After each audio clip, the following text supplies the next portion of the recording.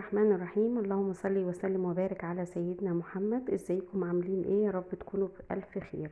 النهارده هعمل الكشري المصري والكشري الاصفر اللي هو بالعدس الاصفر. عندي بيحبوا كده، وفي ناس بتحب كده، وفي ناس بتحب كده، فانا قررت النهارده اعمل الاتنين. طبعا ابتديت بفرم البصل، عملت بصلتين كبار، وبعد كده بجهز حوالي كيلو ونص طماطم بعصرهم. انا عامله كميه صلصه كتير عشان كميه العدس الكشري النهارده كتير. هنا فرمت كيلو ونص طماطم، حتى لو زادت الكميه بشيل اللي يفضل في الفريزر، ممكن اعيد استخدامه تاني لما احتاجه يعني. هنا حطيت الزيت في الطاسه وحطيت البصل بنديله اللون الذهبي، ما بنحمرهوش جامد عشان الصلصه تكون خفيفه وطعمه كده، ولغايه ما ياخد اللون الذهبي بنبتدي نجهز تاني. طبعا انتوا عارفين الكشري المصري خطواته كتير، وبنستخدم كذا حله عشان نعمله. هنا حله صغيره حطيت فيها الحمص، حوالي ربع كيلو او اقل من ربع كيلو حمص، واقل من ربع كيلو عدس بجبه. وبعد كده هخليه يغلي على النار براحته لغايه ما تتسبك. بعد كده هنا خدت اللون الاصفر البصل، هحط الطماطم واخليها تتسبك براحتها، وضفت الملح وضفت شويه شطه صغيره وشويه كمون، واخليها تتسبك براحتها لغايه ما يستوي باقي العدس والحمص. ولغايه ما يستوي العدس والحمص هبتدي اجهز حله ونحط فيها. هعمل الكشري الاصفر. هنا نص كيلو عدس اصفر ورز، وحطيت ميه فيها زيت خليتها غلت على النار. بعد ما تغلي الميه والزيت بحط الرز والعدس الاصفر. طريقته سهله وسريعه. هخليه يستوي براحته. انا حطيت حوالي كيلو رز ونص كيلو عدس اصفر. هنا مكرونه سباكيتي ومكرونه الصغيره العاديه. حطيت زيت وحطيت ميه وشويه ملح وهخليهم يغلوا، وهنحط المكرونه السباكيتي والمكرونه الصغيره دي مع بعض يستووا مع بعض. احنا كده عملنا الحمص والعدس بجبه والصلصه والكشري الاصفر. حطيت كيلو رز مع نص كيلو عدس وسبته، وحطيت ميه وزيت وحطيت عليه العدس والرز وخليتهم يستووا براحتهم. بعد كده بخلي المكرونه الاسباجيتي والمكرونه الصغيره دي تستوي مع بعض، بدل ما اخلي المكرونه الاسباجيتي اسلقها لوحديها والمكرونه العاديه اسلقها لوحديها، بنحطهم مع بعض. هنا حطيت ميه وشويه زيت، حوالي 3 معالق زيت، والملح. هنحاول نظبط الملح.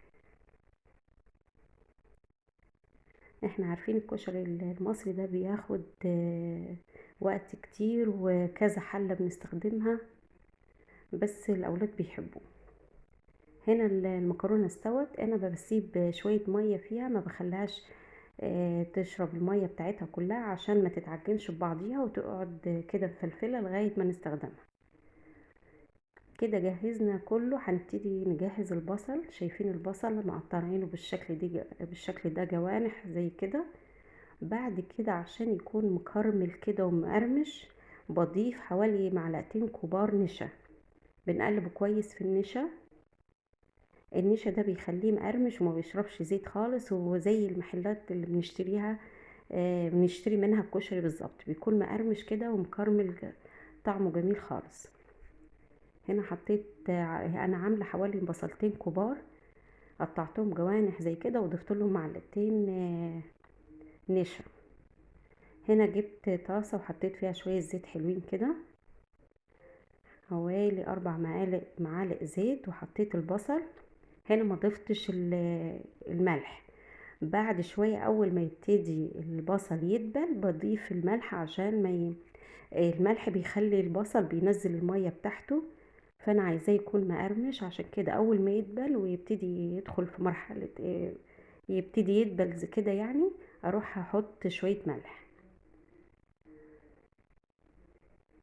انا عملت حوالي بصلتين كبار خالص كده. طبعا البصل المقرمش الحلو كده، اللون الاحمر جميل جدا في الكشري وكلنا بنحبه. هبتدي اقلب المكونات البصل كده مع بعض، بس لازم تكون ايدك فيه على طول عشان ما يتحرقش. جربوا طريقة النشا دي مع البصل، فظيعة بجد وبتخليه مقرمش ولونه جميل خالص. بستمر في التقليب وحاولي ما تخليش النار عالية عليه. اهو ابتدى دبل، وبعد كده حطيت شوية ملح وبنستمر بنقلب في المكونات. بعد كده ابتديت احضر الدقة بتاعة الكشري. هنا عملت معلقتين كبار توم، فرمتهم وبنقلبهم في الزيت هنا كويس. الدقة زي بره بالظبط وكمان كانت احلى، بسيطة وسهلة. بعد ما بنديها لون اصفر خفيف خالص كده، بنضيف حوالي ربع كوباية خل وربع كوباية مية او اقل شوية. يعني هنا كده استخدمنا الثوم واستخدمنا ملح واستخدمنا ربع كوباية خل وربع كوباية مية.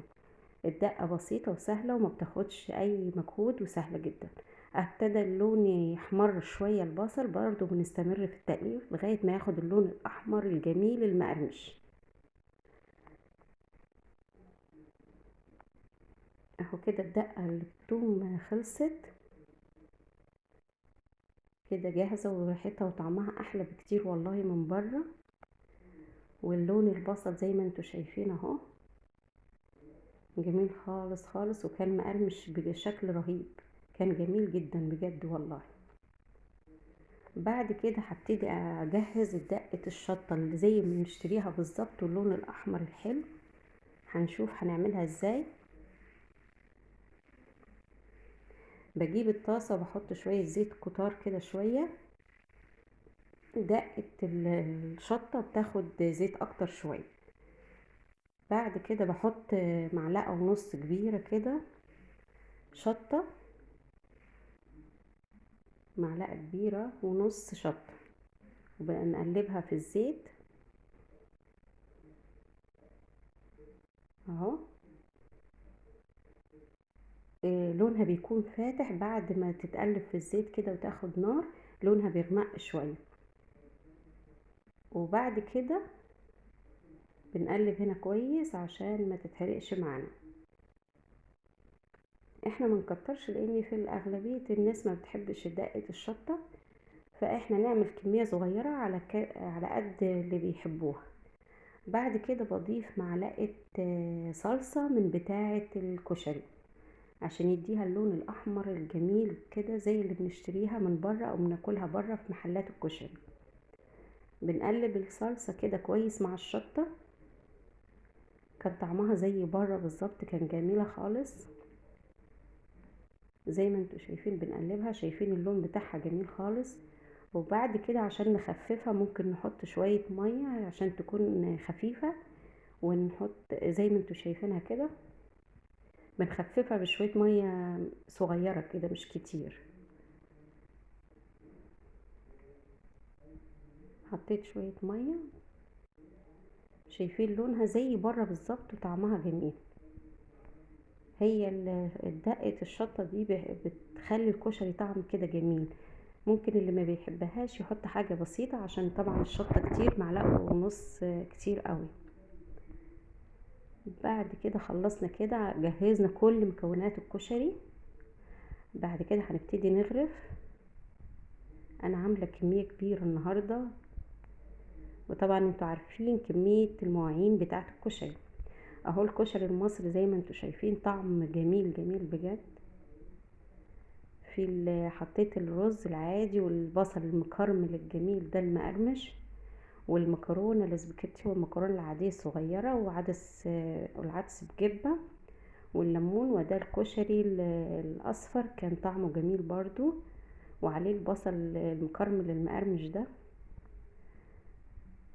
ان شاء الله يا رب النهارده الفيديو يكون عجبكم، او الطريقه للكشري النهارده بتاعتي تكون عجبتكم يا رب.